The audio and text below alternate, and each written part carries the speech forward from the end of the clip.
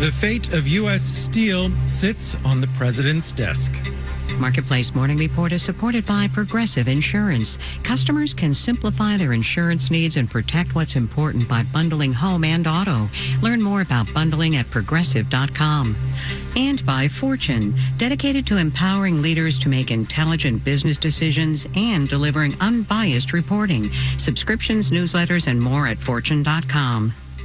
From Marketplace, I'm Sabri Benishore, in for David Brancaccio. Should Japanese firm Nippon Steel be allowed to acquire U.S. steel? Is that a national security risk? Those are the questions a government review board was supposed to answer, but it did not. It deadlocked. So the decision now rests with President Biden, who previously opposed the acquisition. Marketplace's Nova Safo has more. The Committee on Foreign Investment in the United States could not figure out what to recommend with regards to Nippon's $15 billion deal to buy U.S. steel. It faced a Monday deadline, so instead it sent the matter directly to the president's desk. For his part, President Biden has publicly criticized the deal. In April, speaking at the U.S. Steelworkers Union headquarters in Pittsburgh, he vowed to block it. U.S. Steel has been an iconic American company for more than a century, and it should remain a totally American company. In further signs of trouble for Nippon, the Commerce Department last month imposed new tariffs on the company, saying it illegally dumped artificially cheap steel into the U.S. prior to announcing its takeover bid. Biden now has 15 days to make a final decision. I'm Nova Safo for Marketplace.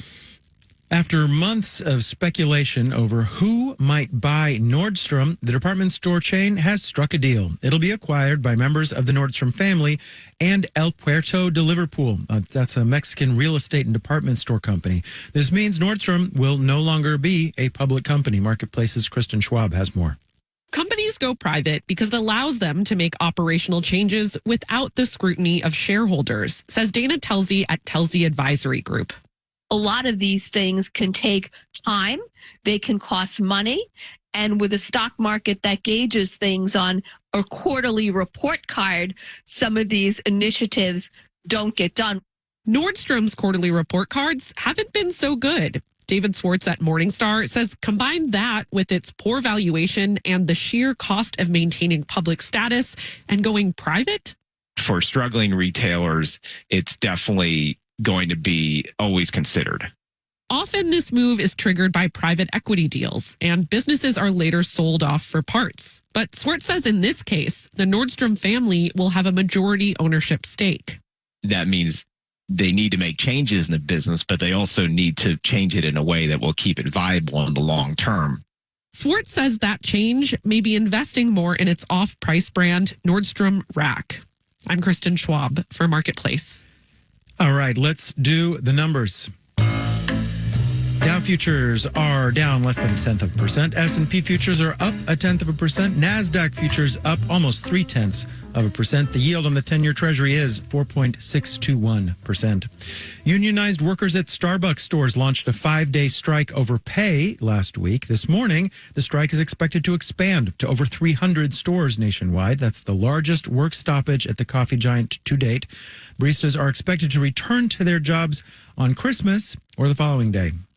Marketplace Morning Report is supported by Schwab. Schwab knows that investors want control of their financial future. That's why when it comes to wealth management, Schwab is dedicated to giving investors more choices. More at schwab.com. And by JLL, helping businesses achieve ROI of up to 175% in energy-efficient spaces. JLL.com. JLL, see a brighter way. Republicans will have control of both chambers of Congress plus the White House come January, and they are getting ready to pass a whole bunch of policy priorities into law while they can. But the majorities in the House and Senate are slim, and that means the GOP will have to rely on some special maneuvers to get their priorities passed. A big part of that will be something called the budget reconciliation process. Marketplace's senior Washington correspondent Kimberly Adams recently spoke with Morning Report host David Brancaccio to explain what that is. Look, I think a civics lesson is in order. What is the budget reconciliation process? Remind me. So this is a way to move legislation through Congress that avoids the need for that filibuster-proof 60 votes in the Senate. And instead, you can pass things with a simple majority. But it requires coordination between both chambers of Congress, and there are some restrictions on how legislators can use this tool. Samantha Jacoby at the Center on Budget and Policy Priorities said it only works on certain kinds of bills. Generally, that means legislation that affects the budget, so spending or revenues. But to start the reconciliation process, both the House and the Senate have to pass a budget resolution. And as part of that, they basically set a number, and that number is a dollar amount by which the legislation cannot increase the deficit. Both Democrats and Republicans like to use this tool when they have narrow majorities. It's how the GOP passed the 2017 Tax Cuts and Jobs Act and how Democrats passed the Inflation Reduction Act in 2022. When the parties have narrow majorities. So I assume the budget reconciliation process will take on new relevance, right?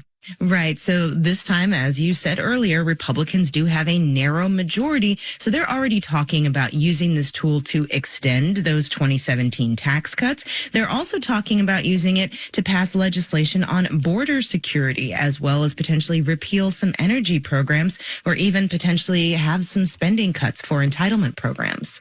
Now, when they use this reconciliation, how does it shape the way the legislation turns out?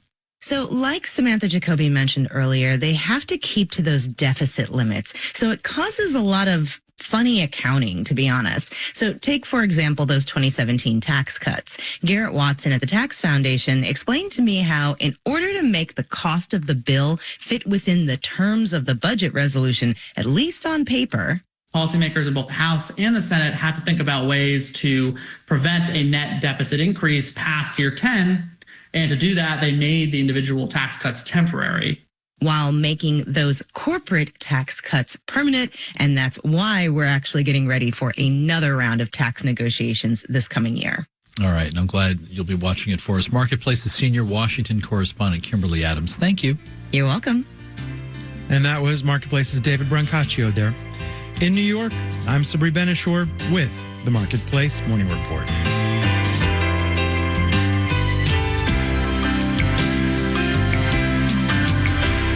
From APM, American Public Media.